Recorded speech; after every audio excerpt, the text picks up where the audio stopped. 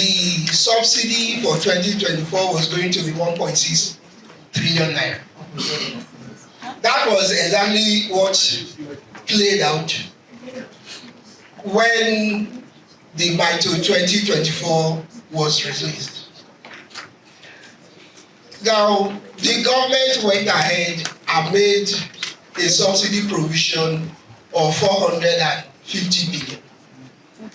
If you take that away from the projection made by NEC, you already have a gap of 1.15 trillion. So even before we began the year, there is already a 1.5 trillion, 1.15 trillion debt on the tariff. Yet the government went ahead and placed a freeze on tariff increase. If you add 1.15 to the existing debt, that gives us almost like 4.5 trillion. It is very worrying that just 46 days into the new MITO, government is not even sure of where to get the money to pay. So if you knew you didn't have the money to pay, why didn't the government free the tariff and allow the market to decide the tariff?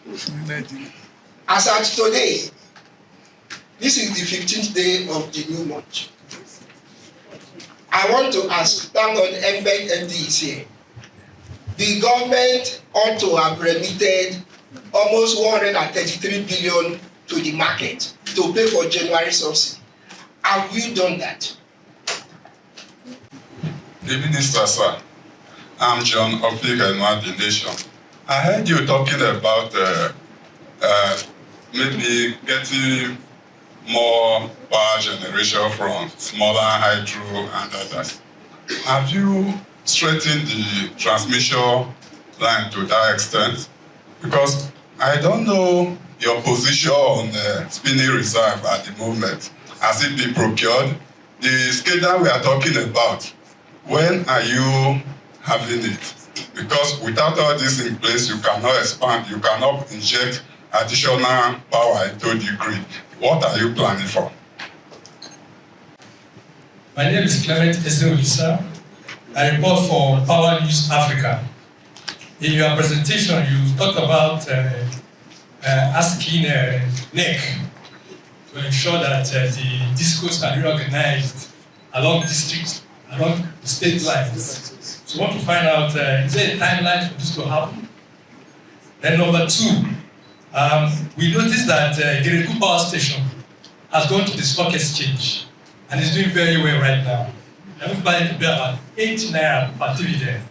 Is there a way we can encourage the discos, package them very well so they can also go to the market, so they can get more funds for operations?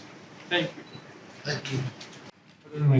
Okay, thank you very much. I'm so happy that the questions are not more than 3, which means that our original presentation has addressed some of your concerns, I assume. Thank you very much. Oh, except we are looking at our time, we want to go and eat dinner. Don't worry, it's okay. I will handle the questions. There are 3. Even though I know that my colleagues here will have 1 or 2 things, just 1 minute each before we round up. I'll answer the questions first. On the questions, I think Alhaji Garba Sanusi also support me when it comes to the issue of discourse.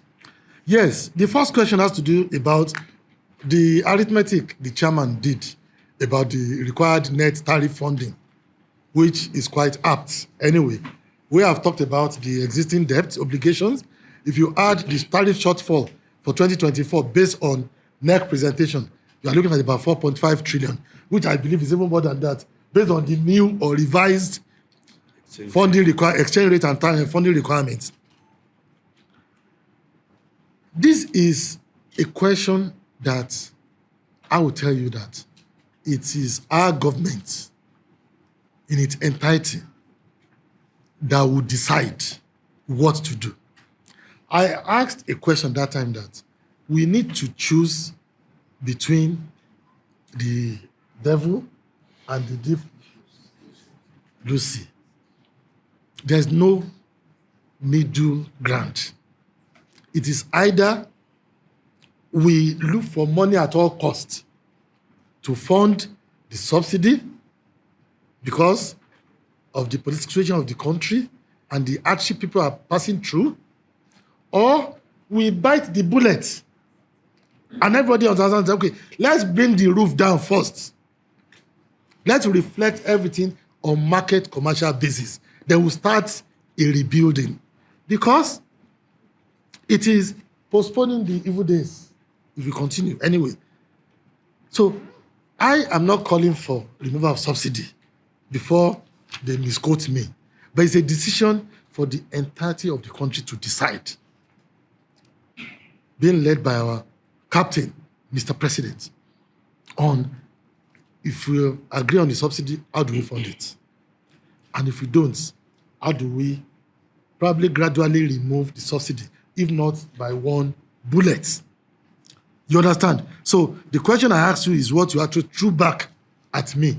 Is there either cost-reflective tariff or we continue with the subsidy? As it is today, government has not funded the subsidy for January. That's the direct answer to your question. The small hydro generation, that's number 2 question. My dear brother, the idea of this small hydro generation is to take it off the national grid. But they are in smaller quantities of power.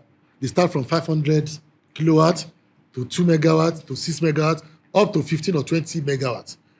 In any location where this is generated, it can be used up within the state or within the city. So when you're using it within a very short radius, you don't have to take it to the high voltage transmission. Transmission is for long distance transport. So it can be connected to the existing distribution network of the DISCO in that community, which are 33 kV lines and 11 kV lines. So it doesn't have anything to do with national grid and will not disturb the national grid. Then you asked a question about the spinning reserve, which is one of the reasons why grid disturbance in some locations, in some climes, will never lead to grid collapse. The spinning reserve, you must pay for it. If you have not paid for the normal generated power that you are selling, how will you pay for the spinning reserve? So these are the issues that we are also working on. So I'm happy that you raised it. And I know that our technical people will also, that's the transmission and the generation people, will work on the achieving the spinning reserve. And it must be funded. Anyway, but the spinning reserve is to ask a generating company to be on standby. You understand? As soon as there is a gap, it comes on to balance the gap. And you must continue to pay for that capacity, whether it's produced or it's not produced. So the SCADA, yes, I told you, we started SCADA almost 20 years ago. But for some reasons that are not known to me, I was not here, we have not been able to complete that SCADA project. But I know that there is a new visit on that SCADA project now, which is being funded by the World Bank. Am I right? Yes, sir. The MD is here. And I think they gave us 2 years. 2 years, sir. 2 years to complete. So by next year, Yes, sir. inshallah, we should complete SCADA. SCADA is the automated frequency control on the transmission grid. So number 3, the NAC to get the DISCOs organized along state lines. Yes. We told you that there must be government oversight on all the operators or along the value chain. If federal government can provide oversight for the generation companies and the transmission companies, the states, because of their proximity to the DISCOs and nearness to the communities, they are in a better position to provide oversight to the DISCOs. But a state governor or a state ministry of power or energy or state electricity board or state rural electrification board, they must know the DISCO they are dealing with. You cannot be a DISCO. You are covering 7 states. For example, in Ibadan, IBEDC, Ibadan Electricity Division Company, is seated in Ibadan, and they are covering up to Niger and Lokoja. If the governor of Lokoja wants to talk to the DISCO MD, will he ask him to come from Ibadan?